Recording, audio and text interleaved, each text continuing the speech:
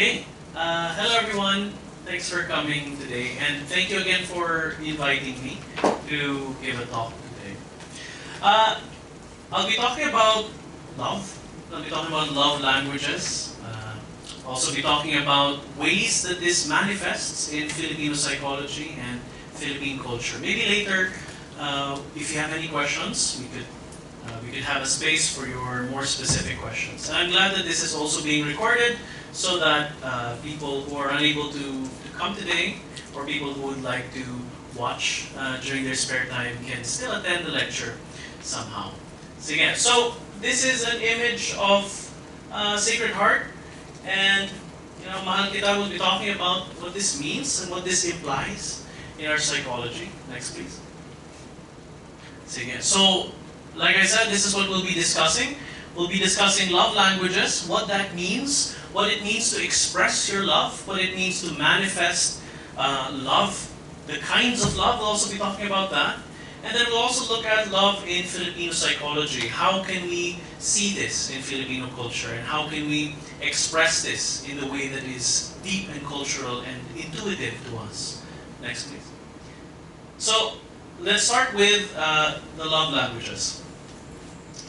It was from a 1992 book. So medyo matagal na to. It feels like it's always been true, but it actually was a book from the 90s, The 5 Love Languages, by a Baptist pastor named Gary Chapman. So ito yung 5 love languages, and I think that all of us have been raised with this, at least this generation and younger generations have been raised with these kinds of love languages. And in fact, hanggang ngayon, parang nami-minify na siya in different other ways of expressing your love. But the assumption is that somehow these 5 love languages, which are words of affirmation, quality time, gifts, acts of service, and physical touch, it's assumed that these are the main languages or ways that we express our love. And there's a belief somehow in this way of thinking, na itong love languages na to, that we have a preference. That each person somehow has a preference on how they want to express their love, and also how they want to receive their love. So the belief is that if you go into a relationship, you have to speak the same languages. And this is an interesting thing because we know that language is just an expression of things that are important to a culture. So looking into cultural studies, language is what emerges from a culture's interaction with their environment. So what's more useful to them, how they describe certain things, it's also a way for them to express what's important to them. So I was just talking to Celine Murillo, a nature storyteller, and she was telling me, we were talking about indigenous terms for plants and animals. And when I brought this up, because I had another friend who told me that maybe there's an indigenous way of classifying animals and plants. And in Celine's work, the way that she would study the plants and animals is that she would look into the indigenous names of these plants and animals. And she said that it's important to understand their names and to see how these names are expressed in culture. And she said that if it's, when it comes to animals, it's what's sacred, and when it comes to plants, it's what's medicinal. So I found this to be really interesting because the way that we interact with things, the things that we give names to, are things that are vital to our nourishment, our continued sustenance. It also comes down to personal experience. For example, obviously we don't have a word for snow. We don't have indigenous words for snow. So we borrow the Spanish nieve. But we do have a lot of words for rice because it's an important thing in our culture. We have rice all the way from being uncooked to being cooked to being beyond cooked. So di ba, ang dami-dami nating terms.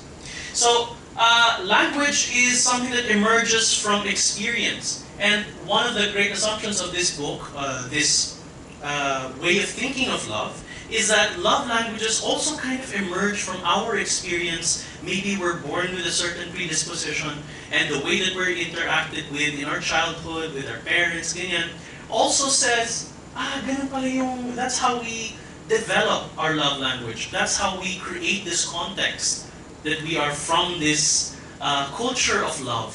For example, our family, maybe our family was so used to telling you that you're wonderful and you're great, and you've come to expect other people to tell you certain things directly instead of showing them. That would be words of affirmation.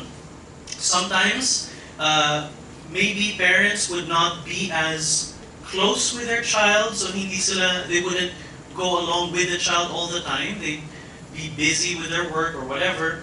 But they would give a lot of gifts to their child just to show that they're present somehow. Maybe this child would grow up and say, oh, I want someone who's present. It's okay, I've received too many gifts when I was a child, I want someone to be present in my life. So, you see, a lot of things are expressed in this way. And it's being studied also in psychology. How do these love languages stand up to actual empirical tests? That would be a very interesting thing. Can they be measured? There was a recent study, next slide please. There was a recent study, this is from 2024, April 2024. It's titled Popular Psychology Through a Scientific Lens, Evaluating Love Languages from a Relationship Science Perspective. So this is one of the latest studies on love languages by Impet et al. And they provide a different metaphor. Because when we look at love languages, we're assuming that it's just these 5 love languages. That people can be structured somehow, similar to the young adult fiction and Hunger Games and Harry Potter and all those, that you could be structured and classified in different love languages. But what they're suggesting in their paper is that maybe it's not language, but a diet, a balanced diet of different expressions of love. So if you just gave gifts, but there's no quality time, parang kulang. You'd be malnourished in love. If you only gave physical touch and you cared too much about physical touch, but you didn't give enough words of affirmation, a person might feel like you just want them for their body. So kulang. But if you express all of them in a balanced way, as they say in the paper, like a balanced diet, then it could be a way to cultivate a lasting love. So, ang ganda, di ba? Next, please. So, let's look at the various kinds of love. There are multiple ways to express love. And actually today we have, we've identified multiple, more than these. We have mga 8 classifications, but I'll only describe the 4 main classifications which are also present in the Bible. It's a very interesting way to take that out of context. No? But this is probably something you'd see in your theology class, that there are multiple ways of expressing love. So when a person says, I love you, it's not just love in a singular romantic sense, even though one of the main kinds of love is sensual or romantic love. What that means is more physical, more visceral love. So displayed here are some images describing that kind of love. You've got Gustav Klimt's The Kiss, described there, very sensual, very romantic. You've got a sapphic kind of love. Actually, this is a detail from a larger picture. It's depicted in the back. Yung mga husbands nila are looking at them with a kind of disgust. Parang ganun. So it's a fuller picture. It's a very interesting story. And then you've got here 2 young men in an erotic embrace. So however Eros presents itself, and Eros is a Greek word that means that it's where erotic comes from, the word erotic. And it's interesting because one of the great thinkers, Audre Lorde, she differentiated between erotic and pornographic. So pornographic is just an appearance of something, but it does not have the substance. And she said that erotic, and she argued for this in a wonderful essay. She said that the erotic is something deeper and more meaningful and more profound. Next, please. So, of course, not all love is erotic. We have philia, which is a deep friendship.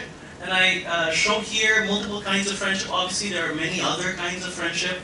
You've got here R. Varma's Shakuntala and her friends. So that's from an old story. You've got Jay Waterloo's Singing Men. So they're singing there. They're just celebrating. And then I also included a picture of a man with his dogs. So obviously that's a deeper kind of love also. We call dogs man's best friend. So I think that should be included in deep friendship. There's a wonderful movie nga si Eddie Garcia One of his latest movies was yung Wakaw. I don't know if you've seen yung Wakaw, where he's an old man with his dog. Yeah. And next, please. So aside from eros and philia, we do also have familial love. So family love is called storge.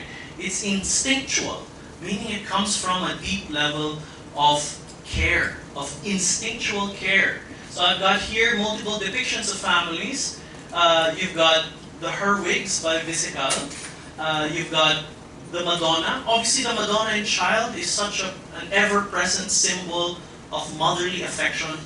We have so much Marian devotion in our country. You'll see a lot of depictions of Mary, even in EDSA. When you go through EDSA, you see the massive bronze sculpture of Our Lady Queen of Peace as a commemoration of the EDSA People Power Revolution, the first one. And then you've got here a spring outing by Suzuki Harunobu. It's a family there that's going around. So it's a different kind of love naman that not all people get to experience. Obviously, there are different kinds of attachment styles. Speaking from the concepts found in psychology, we know that family love does shape the way that a child develops into adult kinds of love. So how a child is given love in their childhood will be shown in the way that they look for their partners in their adulthood. Maybe they look for someone who's similar to their parents in some way, and that forms their type because that's what's familiar to them. Sometimes they might actively look for someone who is not like a parent of theirs. Yeah. Next, please. And finally, maybe the the broadest kind of love is what we call love for all, or agape. And this has a lot of religious connotations. Now I'm trying to see how agape is expressed in places that are not just religious. So we see here with teachers, or especially public school teachers, for example, a lot of individuals who help struggling children in their work. We've got the Good Samaritan here, and I know that this is a biblical story, but the Good Samaritan does express the person who takes care of other people, even though hindi niya kilala, even though they don't know this person. It's just an expression of altruism.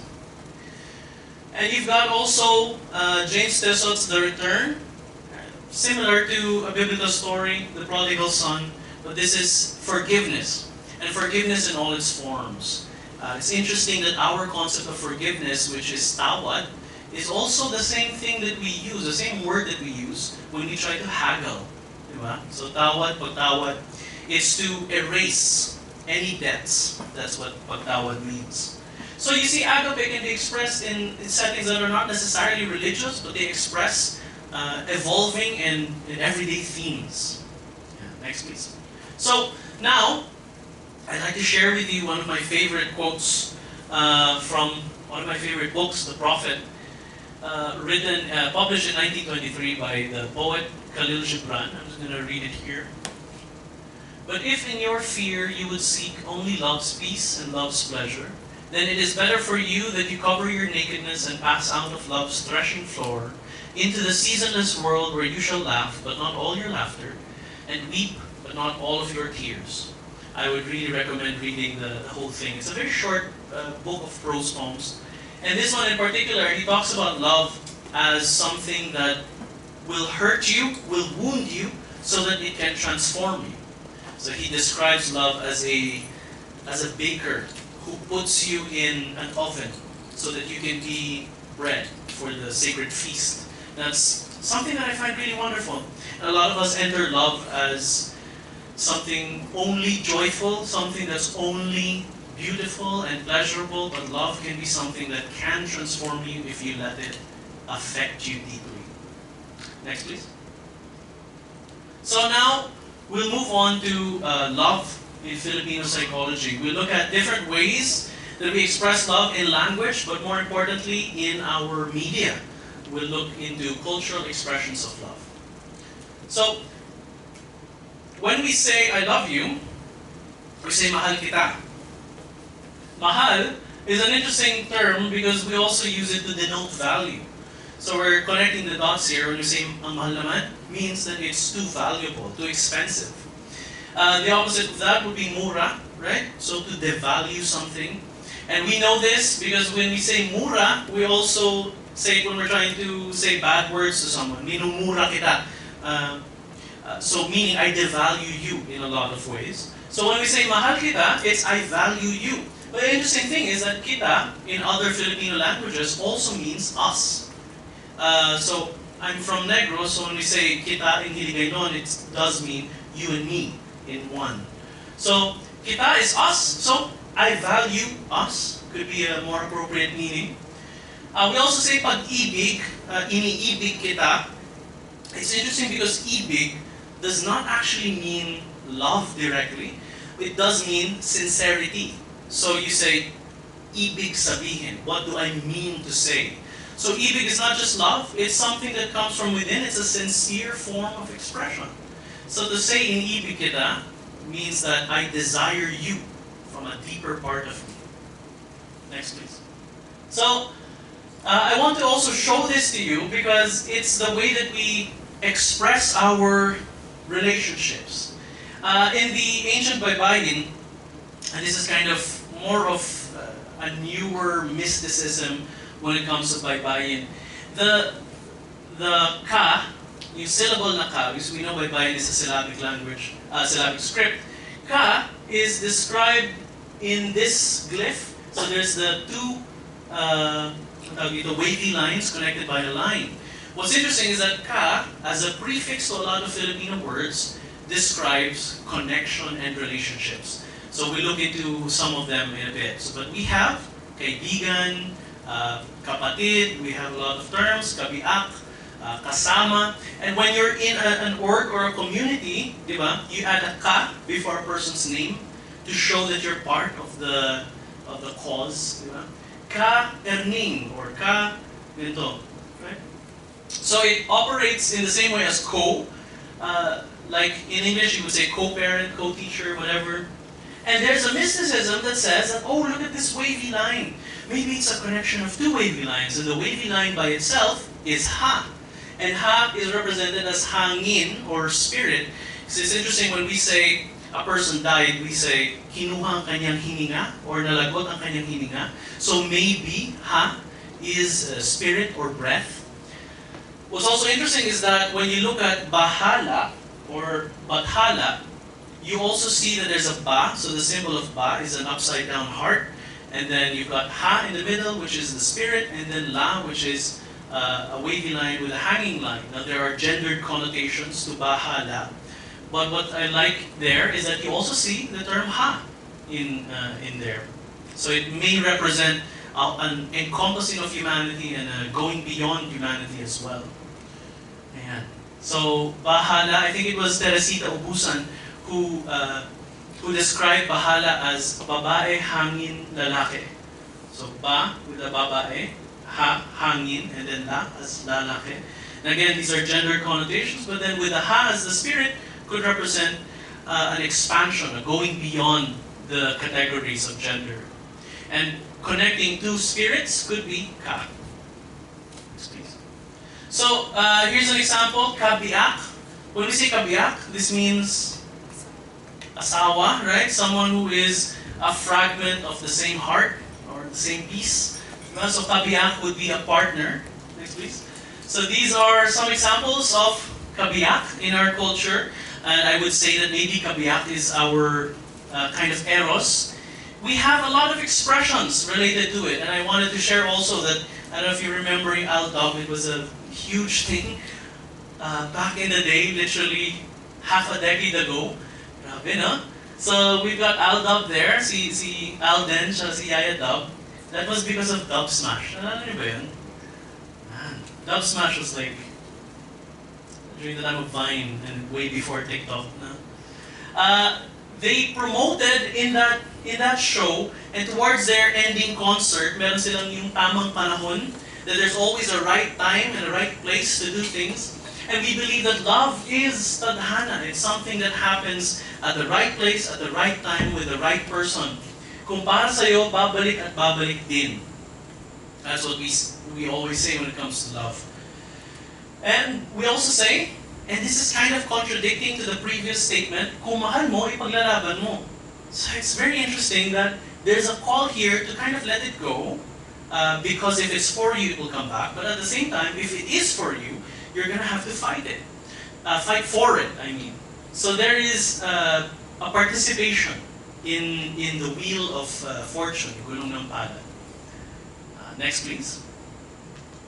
So here's another one. When we say kaibigan, that's friend. Thank you. That's friend, kaibigan. But we see here ka, which is a shared something. Ibig, again, which is sincerity, and an, which is a shared activity. So the suffix an represents a lot of shared activities. Tagu-taguan, we say we're playing hide and seek. When you repeat words in the Filipino language, it implies something that is a game. Like Diyos-Diyosan, laro-laruan, tagu-taguan, you've got bahay-bahayan. So when you repeat words, even the concept of tao-tao, which is what anitos are, so I don't know if you know the anito statues, those are called tao-tao. So they're toy people, right? So if you're playing with it and you add an at the end, tagu-taguan is we're playing together a hide and seek. So anything you would add with an at the end, if you inspect it, it might imply that it's a shared activity. If you have a barbecuehan, that's the place where you all eat barbecue. Kainan, it's a place where you all eat. Inuman, it's a shared activity of drinking. So, a lot of these an words. So, kaibigan is a shared activity of sincerity, a shared act of sincerity. So, how do we express friendship in our culture? So, I would say that it's filia, kaibigan or kasama. We do have this question, di ba? Jojowain o totropahin. It's different, so we differentiate eros and philia in this way. Eros or philia, jojowain or totropahin. Diba? Are they tropa or are they jowa? And we also have the concept of barkada, which is a very interesting thing in our culture. It's the peer group. Wow. What's interesting though is that in movies and media, usually there's just the token sidekick or the comedy sidekick as the friend. In rom-coms, it's usually a token representation. I wanted to show also this play. Have you seen Ang Huling El Bimbo? It was an interesting jukebox musical. It represented friends who go through a shared experience together. Ayoko na spoil, but it's an interesting show. Yeah. So this would be friendships in Filipino culture. Back in the 80s, there was a movie also called Baguettes, and it had two movies. Yung Baguettes na movie, it was young men. And then nandun si Herbert Bautista, which is an interesting thing. Ayan. Next, please. Of course, we have kapamilya, which comes from the Spanish family. So if you are my co-family, so meaning you're my family member, kapamilya. We also have kapatid, which means kapatid, sibling, thank you. Patid means to cut something. So to cut something. Putol also means to cut. So why did I include putol? It's because that's where we get the term tol. Diba? Uitol.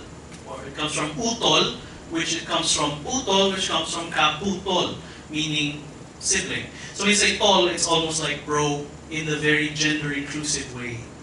Bro. So kaputol is cut from the same cloth, essentially. Next, please. So how do we express family love? Kamag-anak. This would be the storge.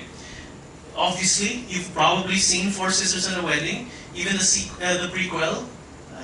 I haven't seen the prequel, but the original one was a great expression of family dynamics in movies.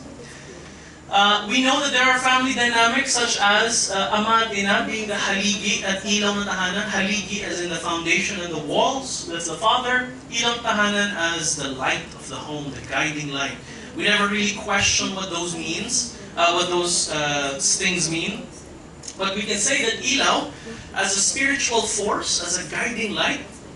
Haligi as a protective force, to protect the light from being blown out by the unfortunate winds. We also have the concept of tagasalo, which is an interesting thing in family dynamics. Have you heard of this term, tagasalo? When I describe it, you'll probably see whether or not you are one or whether you know someone who's a tagasalo. This is the sibling who is siya yung laging inuutusan ng parents because they believe that this child is the most responsible of all the children. So this is usually, and the original study describes it as the eldest daughter. Because during the time that the children were being raised, the sons were allowed to play whatever they wanted to do, while the daughter was being taught how to do the home chores. So kaya siya naging tagasalo. Siya yung tagasalo ng mga problema ng pamilya. So whenever something happens in the family dynamic, it's usually the eldest daughter who pacifies everyone, who is the mediator between parent and child. But recent studies have shown that it's not just the eldest daughter. It can be anyone in the family. It can be the youngest daughter, it can be the eldest son, depending on the family dynamics, depending on the expectations of families. So in the original study, there was an assumption that children would become tagasalo because that's how they feel that they are valued by their parents.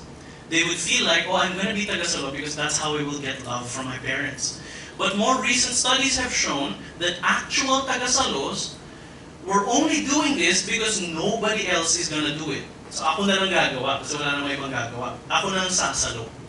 So that's the tagasalo, and that's part of our academic literature in Philippine studies, in Filipino psychology. Obviously, family life is where we express hiya, which is not just a kind of shame, but more like context-specific manners. So good manners in a family household. Utang na loob, which is usually decontextualized. So hindi natin nakikita yung loob. We only look at the utang part, which is why it becomes transactional. It becomes, if I did this for you, then you have to take care of me when I grow old, and so on. So we only look at the utang part, but the loob part says way more than about what it should be. It should come from within, loob.